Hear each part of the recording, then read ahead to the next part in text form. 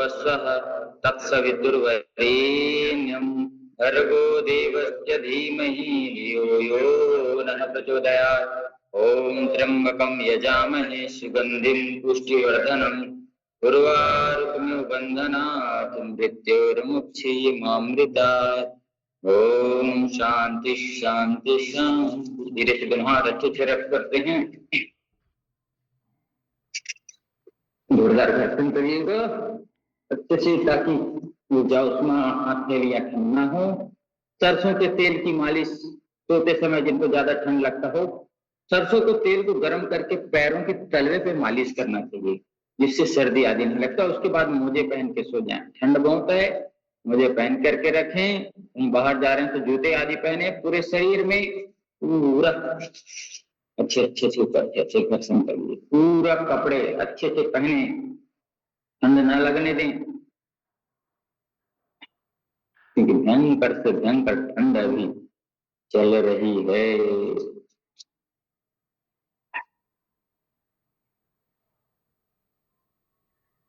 तेल की मालिश जरूर करें, ना कर लें। और फिर इस पर चलिए सावधान, हम बढ़ते हैं आगे।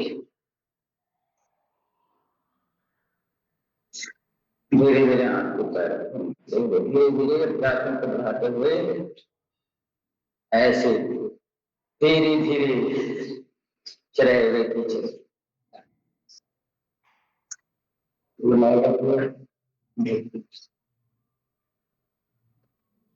धीरे धीरे अभ्यास के सामने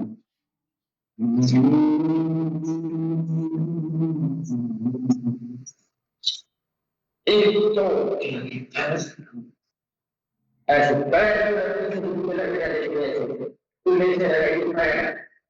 हाथ पूरा तानना है, फिर भी ऐसे चलेगा, पूरा खींचना है, ताकत के साथ तानना है। ऐसे करिए, ठंड को दूर भगाना है और अपने कार्य पे लग जाना है। पूरे हाथ नीचे और ऊपर, पूरे नीचे तक है कैसे तो ये करिए अंतरता के साथ लगातार, रुके नहीं, थके नहीं, फिर चलने बढ़े चले। अगला अभ्यास छाती से पैर को देखिए, छाती से लगाना है।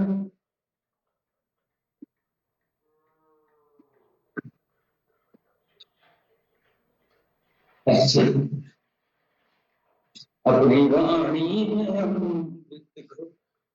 रसना आधे राधे। तीसरा थोड़ा सा हल्का बंद करते हुए रसना आधे राधे, रसना आधे राधे, ये बोले बड़े अनमोल, ये बोले बड़े अनमोल की रसना राधे राधे बोल। अब निश्चित कोणासन, त्रिकोणासन, त्रिकोणासन का अभ्यास।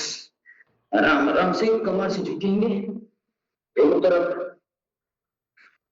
2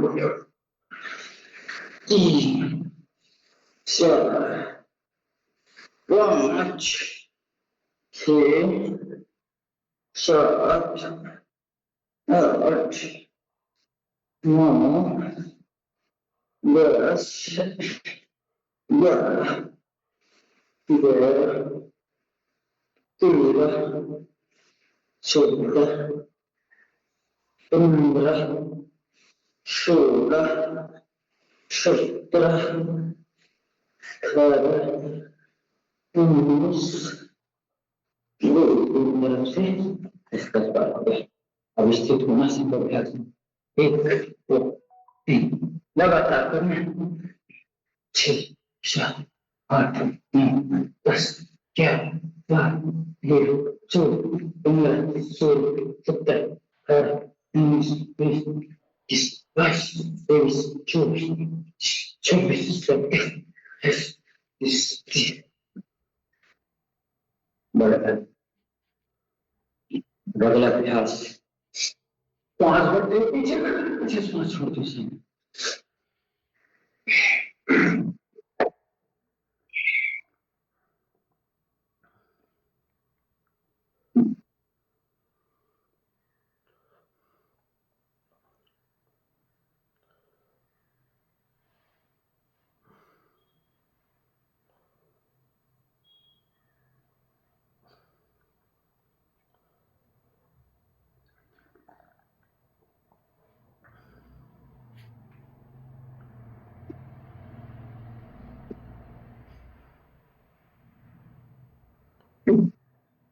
और सुबह शाम ऐसे बढ़िया धीरे से हाथों को फिर से दर्शन करते अच्छे से दर्शन कर लीजिएगा।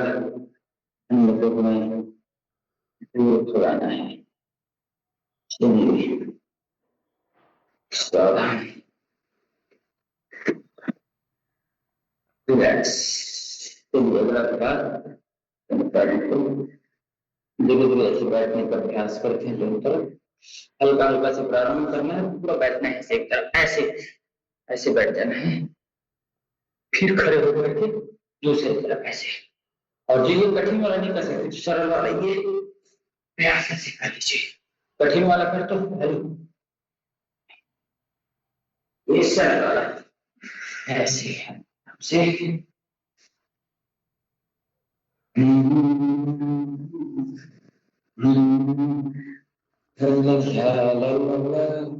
ताकत वतन की हमसे है, हिम्मत वतन की हमसे है, इंसान की हम रखवाने, पहरेदार हिमालय के सीने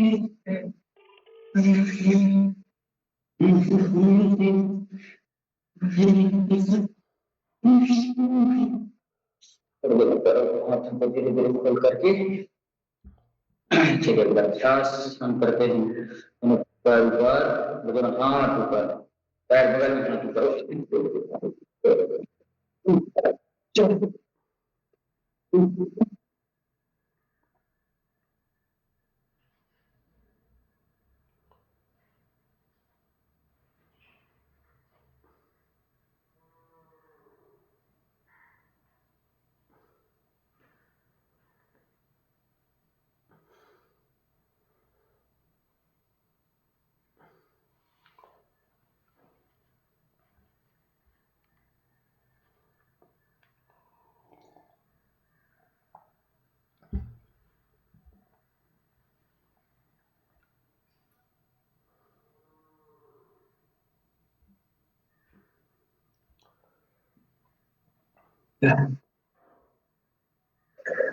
अब एक तरफ पैर, एक तरफ गर्दन, ऐसे एक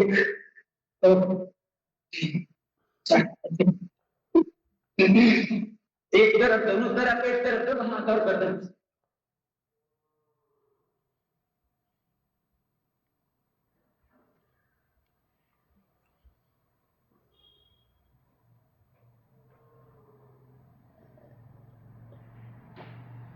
चलिए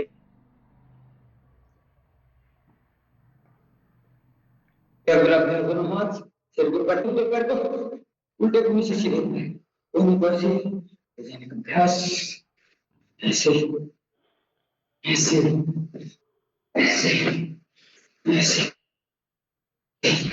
ऐसे ऐसे।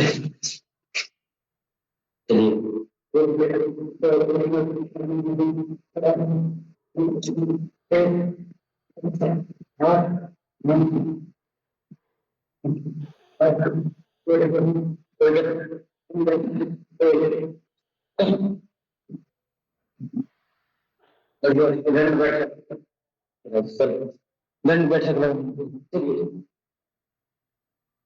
एक सांस छोड़ते हुए ऊपर, सांस छोड़ते हुए नीचे, सांस भरते ऊपर के, सांस छोड़ते नीचे की ओर अभ्यास करना है। सांसों के साथ ऐसे ऐसे सीधे उठना है, सीधे बैठना है, ऐसे ऐसे। शरीर मजबूत बनेगा, बलवान बनेगा, पैर मजबूत बनेंगे, घुटने मजबूत बनेंगी, जंघाएं मजबूत बनेंगी, कमर मजबूत बनेगा, शरीर का एक एक अंग मजबूत बनेगा।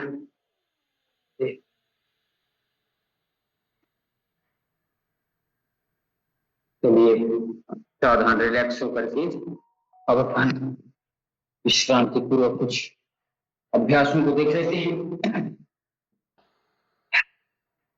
अपन लेट जाते हैं, पीठ की ओर करके शवासन का अभ्यास थोड़ा करते हैं। शवासन सारे आसनों के बाद व्यायाम के बाद शरीर पे आए हुए धड़कनों के वेग को सामान्य करने के लिए ऐसे शरीर को शिथिल छोड़ देना है। दोनों हथेलियां आसमान की ओर रुख खोल करके शांति का अनुभव करना है, विश्रांति का अनुभव करना है। पूरा रिलैक्स शांत हो रहा शरीर, जो शरीर अभी उछल कूद कर शांति प्रदान कर रहा है। एक एक ऊर्जा के कण को हम अपने पूरे देह में विद्यमान कर रहे हैं और संकल्प के साथ ही मेरा शरीर स्वस्थ बन रहा है, मैं स्वस्थ हूं, मेरी आत्मा शांत है, मेरा मन शांत है, मेरी बुद्धि शांत है, मेरे पंच तत्व पंच ज्ञानेन्द्रियां, पंच कर्मेंद्रियां, पंच कोश, पंच तन्मात्रा सभी शांत हैं, रिलैक्स है। सब भाव करना है, शांति के साथ पूरे शरीर को शिथिल छोड़ देना है। किसी भी प्रकार का कोई दबाव नहीं, कोई तनाव नहीं, कोई खिंचाव नहीं। शरीर के एक एक अंग को ढीला छोड़ने का अभ्यास, अंग प्रत्यंग को ढीला छोड़ने का अभ्यास, रिलैक्स शांत होते हुए धड़कनों को शांत करना है। शरीर के मांसपेशियों में जो रक्त संचलन बढ़ा था, जिसके कारण से शरीर को ऊर्जा मिली, उष्मा मिली, उसको धीरे धीरे सामान्य अवस्था में लाना है। सामान्य अवस्था में लाने के बाद ही हम कार्य कर सकते, नहीं तो जो व्यक्ति योग अभ्यास दौड़ भगाता है, दौड़ करता है, व्यायाम करता है और विश्राम नहीं करता, उसके धीरे धीरे मांसपेशियां क्षीण होती हैं, वो व्यक्ति टूटते जाता है, क्षीण होते जाता है उसकी शरीर की क्षमता। इसलिए जितना व्यायाम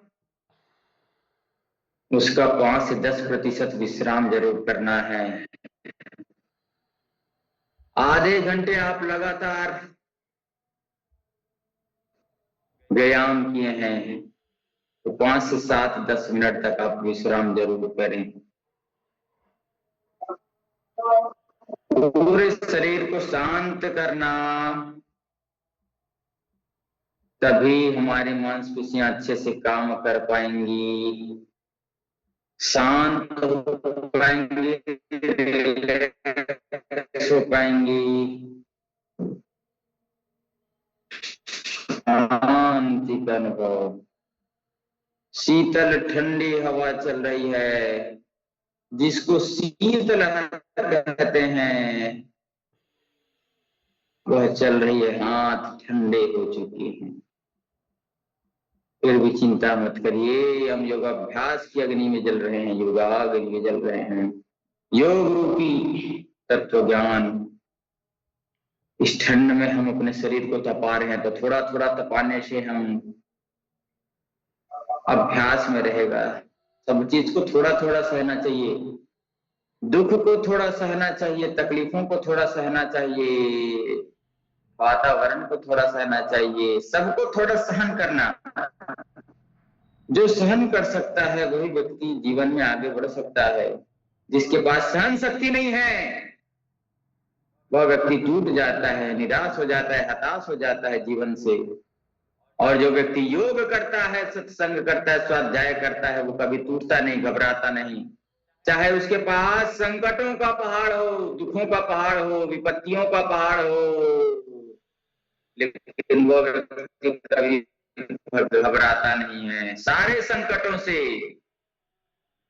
और भगवान की सन्निधि में मन सीताराम सीताराम जप रे, तेरे संकट जाएंगे कट रे। मन राधे श्याम जप रे, तेरे संकट कट जाएंगे कट रे। मन राधे श्याम जप रे, मन सीताराम जप रे, तेरे संकट जाएंगे कट रे। चलिए धीरे से दोनों हाथों पैरों को हिलाते हैं, हाथों को उंगलियों को पैरों की उंगलियों को हिलाते हुए रिलैक्स करते हैं।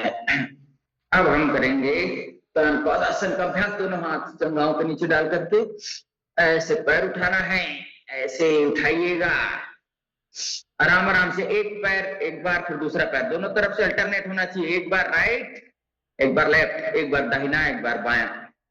श्वास भरते हुए 90 डिग्री पे उठाना है, एकदम सीधे करना है पैरों को। श्वास भरते ऊपर, श्वास छोड़ते हुए नीचे, एड़िया पटकेंगे, आराम आराम से करेंगे ऐसे।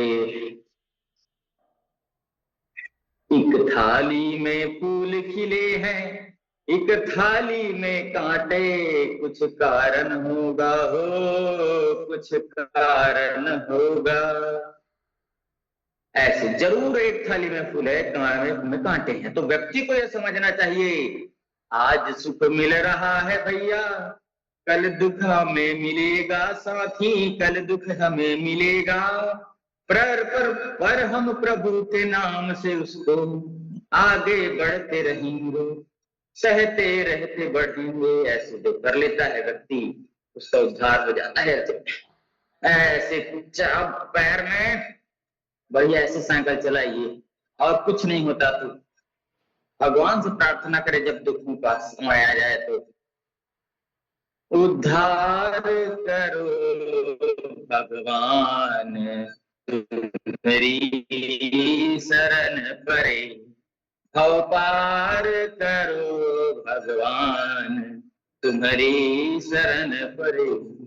अब बड़ा शून्य बनाना है एक पैर से, शरण परे हाँ शरण परे, शरण पड़े हाँ शरण पड़े, भव पार करो भगवान तुम्हारी शरण पड़े। कोई भी संकट हो भगवान को, कोई भी जीवन का कोई भी तकलीफ हो, अपने गुरु को अपने भगवान को करें, उद्धार करो भगवान तुम्हारी शरण पड़े, शरण पड़े हाँ शरण पड़े, शरण पड़े हाँ शरण पड़े, भव पार करो भगवान तुम्हारी शरण पड़े। पवन का अभ्यास।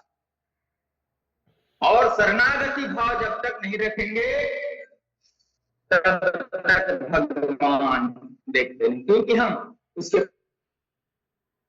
पहले जैसे गज और ग्राह की जो प्रसंग आता है, गजेंद्र मोक्ष की जो प्रसंग आता है, उससे हमें सीखना चाहिए। द्रौपदी का जब तीरहरण उसका हमें भान होना चाहिए कि भगवान उनके पास कब आए थे, तो हमें सीखना चाहिए। द्रौपदी जी अपने पति लोगों को पहले बुलाते रहे, आइए मेरे पति, सब पांचों को बुलाए, कोई नहीं आए, मेरे पितामह कोई नहीं आए, राज्यसभा से कोई नहीं आए। तब दो दो हाथ उठा करके दुशासन उसका साड़ी खींच रहा था, तब द्रौपदी ने पुकारा, नीलो शैलो प्रबल माता बरनो, प्रबल माता बरन, और दोनों हाथ छोड़ दिए, और साड़ी को नहीं, पहले साड़ी को पकड़े थे, साड़ी को भी छोड़ दिए। अब जो होगा तुम जानो प्रभु। फिर भगवान को आना पड़ा साड़ी के रूप में।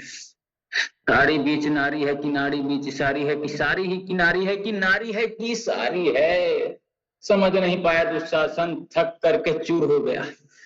जो भगवान के सहारे रहता है, भगवान के भरोसे रहता है सच्चे हृदय से, उसके जीवन में संकट तो आएंगे, लेकिन संकट उसका कुछ बिगाड़ नहीं पाएगा। तकलीफ तो आएंगे, लेकिन तकलीफ उसका कुछ बिगाड़ नहीं पाएगा। संकट और तकलीफ क्यों आता है जीवन में?